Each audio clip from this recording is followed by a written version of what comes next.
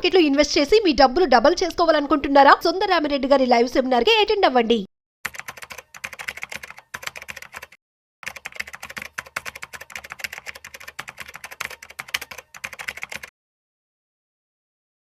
నమస్తే, welcome to Suman TV. నేను దేశ్రీ. Present మనతో ఉన్నారు certified financial planner doctor Anil Bachchu గారు. వారితో మాట్లాడదాం. హలో అండి. నమస్తే అండి. నమస్తే అండి. సో ఇవాళ మనం మాట్లాడుకోబోయేది ప్రెసెంట్ ఒక 20s లో ఉన్నారనుకోండి, వాళ్ళ ఎడ్యుకేషన్ అయిపోయినాక కొంతమంది జాబ్ చేయడం స్టార్ట్ చేస్తారు. వాళ్ళకి సంబంధించి అట్లాగే ఒక 30 years వచ్చారనుకోండి, వాళ్ళు కూడా అంటే అప్పటి వరకు జాబ్ చేస్తున్న వాళ్ళు ప్రమోషన్స్ కొట్టొచ్చు. కానీ వీళ్ళందరూ జాబ్ చేస్తున్నా గానీ ఇన్వెస్ట్మెంట్ పర్పస్ వాళ్ళకి ఇట్లా సేవింగ్స్ అనేవి ఎలా చేసుకోవాలనేది తెలియదు. సో ఫైనాన్షియల్ ప్లానింగ్స్ మీకు అంటే మీరు సర్టిఫైడ్ ఫైనాన్షియల్ ప్లానర్, వాళ్ళకి ఇచ్చే సజెషన్స్ ఏంటి? చాలా ఇంపార్టెంట్ ఫేజ్ అనమాట. ఏంటంటే ఎప్పుడైనా సరే మనం ఇంటికి ఒక ఫౌండేషన్ వెరీ ఇంపార్టెంట్. ఫౌండేషన్ స్ట్రాంగ్గా లేదనుకోండి, మీరు ఎంత మంచి మెటీరియల్ వాడినా, ఎంత మంచి ఆర్కిటెక్ట్ ఉన్నా, ఎంత మంచి డిజైన్స్ ఉన్నా నో యూస్, బికాస్ ఫౌండేషన్ స్ట్రాంగ్గా లేదు. సో సేమ్ వే 20sలో ఆర్ 30sలో మీరు స్ట్రాంగ్గా ఫైనాన్షియల్ ప్లానింగ్ చేసుకొని కరెక్ట్ సేవింగ్స్ చేసుకోకపోతే మీరు పైన ఎటువంటివి చేసినా ఒక కరెక్ట్ ప్లానింగ్ ఉండదన్నమాట. కరెక్ట్ సేవింగ్స్ ఉండవు. అవసరాలకి 40sలో 50sలో ఆర్ రిటైర్ అయిపోయాక కానీ మన ఆర్ 30sలో పిల్లల కోసం కానీ, 40sలో పిల్లల చదువుల హయ్యర్ ఎడ్యుకేషన్ కానీ, 50sలో పిల్లల పెళ్ళిళ్ళ కోసం కానీ, ఇవన్నీ కావాలి అంటే ఎస్పెషల్లీ 20sలో మన first job is the most important. అక్కడ ఫైనాన్షియల్ ప్లానింగ్ స్ట్రాంగ్గా బేసిక్ ప్లానింగ్ కరెక్ట్గా మొదలు పెట్టామనుకోండి, ఫ్యూచర్ బాగుంటుంది. సో దీనికి బేసిక్ ప్లానింగ్ అంటే మోస్ట్ ఆఫ్ ద టైం ఏదేదో పెద్ద సైన్స్ కాదు, common sense. So common sense what does its అంటే ఏంటంటే, ఫస్ట్ రాగానే ఫస్ట్ శాలరీ 20sలో యూజువల్లీ ఫస్ట్ జాబ్ చేస్తాం. చేసినప్పుడు ఏంటంటే కొత్తగా డబ్బులు వచ్చినాయని ఖర్చు పెట్టే కన్నా అప్పుడు ఒక చిన్న బడ్జెటింగ్ రూల్ లాగా ఏదన్నా, ఎగ్జాంపుల్ మనకు 3 రకాల అవసరాలు ఉంటాయి. కొన్ని నీడ్స్ కంపల్సరీ తప్పదు. రెంట్సే అనుకోండి, లేకపోతే బేసిక్ ఫుడ్ ఖర్చులే అనుకోండి, ఆఫీస్కి వెళ్ళడానికి ట్రాన్స్పోర్ట్ ఖర్చులే అనుకోండి, పెట్రోల్, డీజిల్, వెహికల్, ఇవన్నీ నీడ్స్. వీటిని మనం కంపల్సరీ చేయాలి. వాటికి యూజువల్లీ 50% రెంట్, ఇవన్నీ కలుపుకొని. తర్వాత ఇవి కాకుండా దెన్ వాంట్స్ ఉంటాయి. అంటే కోరికలకు మంచి డ్రెస్సులు కావాలి, ఆర్ మంచి సినిమాకి వెళ్దాం, మంచి ఫుడ్ తిందాము, వాటికి ఒక 20%. ఇవి రెండు పోను ఒక 30% కంపల్సరీ ఇన్వెస్ట్ చేయాలి ఫ్యూచర్కి. ఎవరైతే ఇలా అంటే ఫస్ట్ శాలరీ నుంచి 30%, 25-30% చేస్తారో, ఇన్వెస్ట్మెంట్ కుడ్ బి షార్ట్కి, కొన్ని షార్ట్ టర్మ్కి అవసరాలు ఉంటాయి, కొన్ని మనం కారు కొందాం అనుకుంటాము, పెళ్లి కోసం కావచ్చు, ఆర్ ఇంకా ఏమైనా ఫైనాన్షియల్ గోల్స్ ఏవైనా ఉన్నాయో వాటన్నింటి కోసం ఈ 30%లో మనం అంటే మనం పోర్ట్ఫోలియో తయారు చేసుకోవచ్చు అనమాట. కానీ ఇవి మాత్రం జనరల్గా బ్రాడ్గా మాత్రం 30 మినిమం పర్సెంటేజ్ ఎవరైతే సేవ్ చేస్తారో వాళ్ళ ఫైనాన్షియల్స్ ఫ్యూచర్లో కూడా మంచి స్ట్రాంగ్గా ఉంటాయి.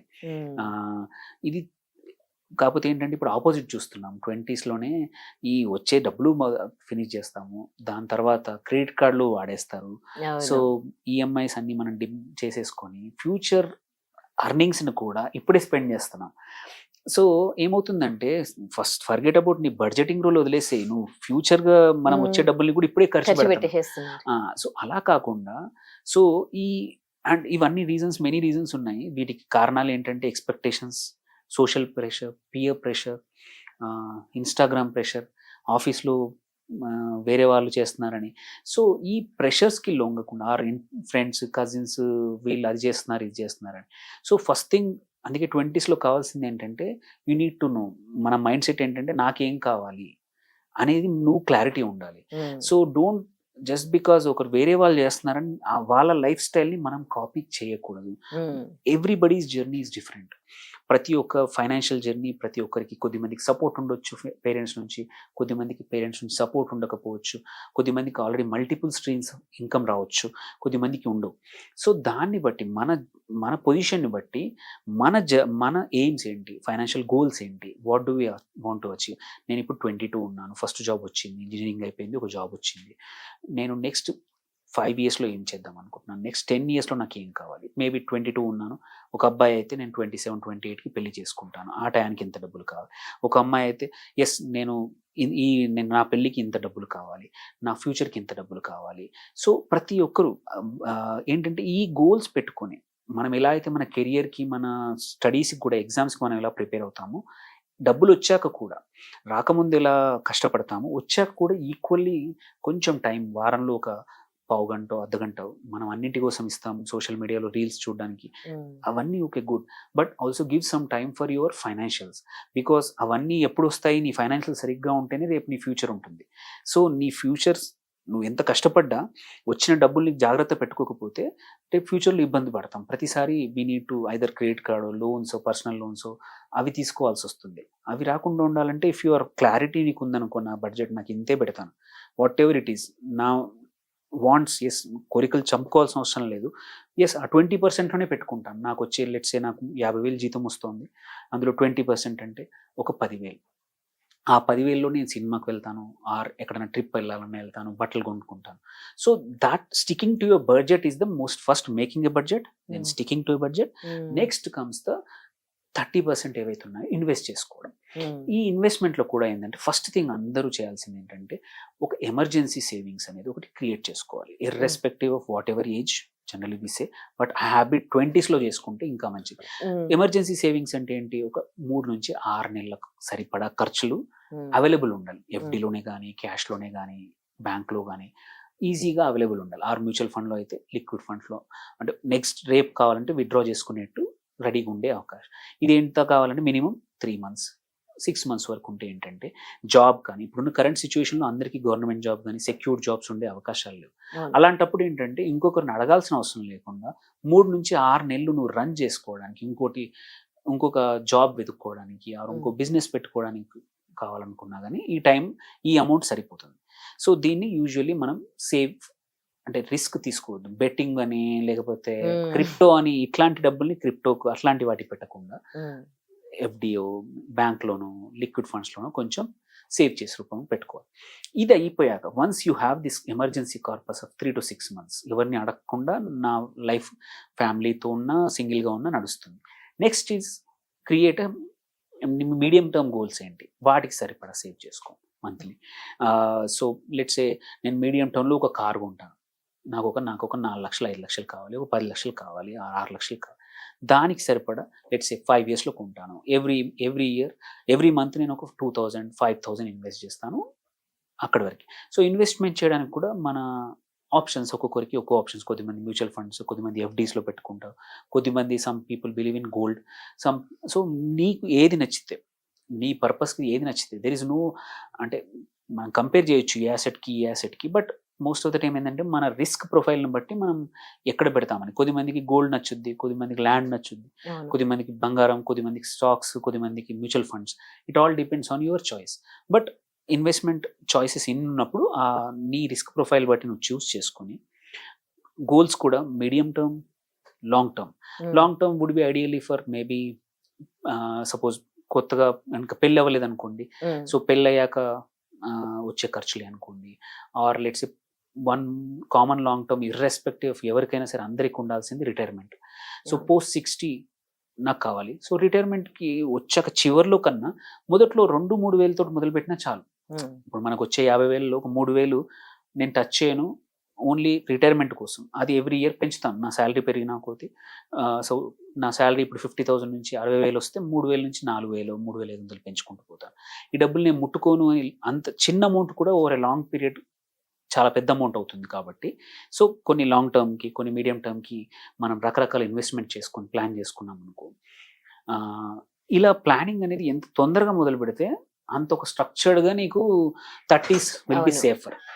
సో అందుకే ఇంపార్టెంట్ ఏంటంటే మన planning, budgeting, sticking to the budget and execution, ఇవన్నీ తర్వాత. లాస్ట్ థింగ్ ఇంపార్టెంట్ ఏంటంటే రివ్యూ.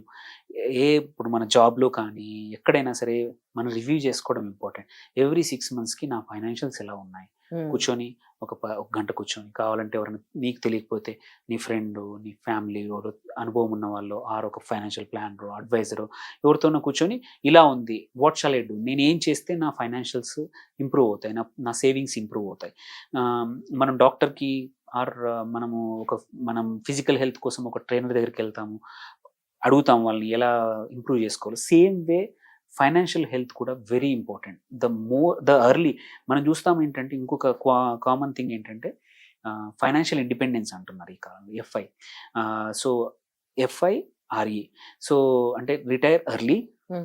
ఫైనాన్షియల్ ఇండిపెండెన్స్ అనమాట, ఫైర్ అంటారు అందరూ. ఉమ్, సో ఎవరైతే ఫైర్ అచీవ్ చేస్తారో, ఉమ్, అంటే తొందరగా ఫైనాన్షియల్ ఇండిపెండెన్స్ సాధించి Hmm. రిటైర్మెంట్ కూడా అంటే 40లోనే 35లోనే ఆపేస్తారు, ఉమ్, వాళ్ళ కామన్ ఫీచర్ ఏంటంటే ఈ మనం ఇన్వెస్ట్మెంట్ 30% అన్నాం కదా, 30 కాదు, they go up to 55, 60, 70% of their earnings investment పెట్టేస్తారు అదే. అర్లీ.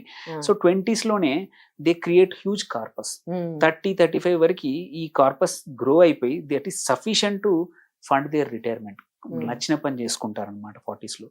సో అందుకోసమే ఎంత తొందరగా ఒక డిసిప్లిన్ తెచ్చుకొని ఈ చుట్టూతో ఉన్న ప్రెషర్స్కి టెంప్టేషన్స్కి తక్కువ, అంటే అట్లని చెప్పి యూ డోంట్ నీడ్ టు అంటే స్టింజీగా ఉండి చేయాల్సిన అవసరం లేదు, బట్ ఒక బడ్జెట్ స్టిక్ చేయొచ్చు.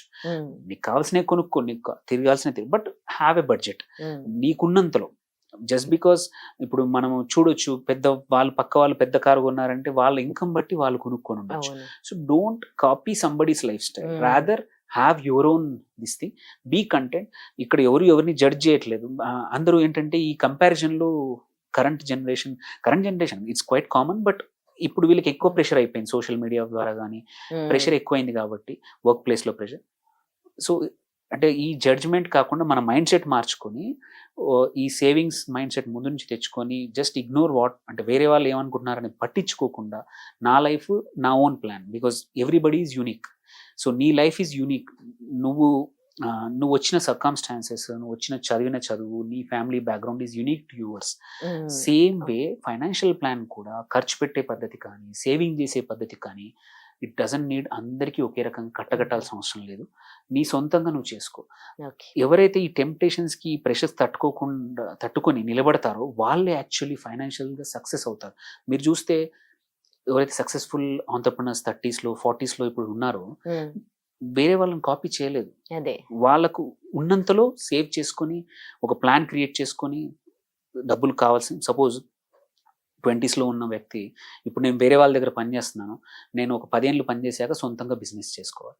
ఆ బిజినెస్ చేసుకోవాలన్న టైంలో ఇట్స్ ఎ వోలటైల్ పీరియడ్, నేను కొంచెం సేవ్ చేసుకోండి. ఉమ్, సో అందుకోసమే 20s is the most important. నువ్వు ఒక ఫైనాన్షియల్ డిసిప్లిన్ 20sలో మిస్ అయితే మాత్రం very rarely people will come back. Um, life అంతా స్ట్రగుల్ అవుతూ ఉంటారు. ఓకే. సో నీ first job very important, job వచ్చాక first income is more important. దాన్ని ఎలా స్ట్రక్చర్ చేసుకుంటా అనేది చాలా ఇంపార్టెంట్ అనమాట. ఈ సింపుల్ ఫైనాన్షియల్ డిసిప్లిన్ పెట్టుకొని రూల్స్ చేసుకుంటే వండర్ఫుల్గా లీడ్ చేయొచ్చు ఫైనాన్షియల్గా. మంచిగా డబ్బులు ప్రాపర్గా సేవ్ చేసుకుంటే గ్రో అవుతాయి. అండ్ యాక్చువల్లీ మనం 60 ఏళ్ళ వరకు పనిచేయాల్సిన అవసరం లేదు, 45-50 వరకే రిటైర్ అవ్వచ్చు నువ్వు కరెక్ట్గా ప్లాన్ చేసుకుంటే. Right. Thank you so much. చాలా మీనింగ్ఫుల్ అండ్ హెల్ప్ఫుల్ ఇన్ఫర్మేషన్ 20sలో అండ్ 30sలో ఉన్న వాళ్ళకి. Thank you so much Anil వచ్చు గారు. థ్యాంక్ యూ అండి.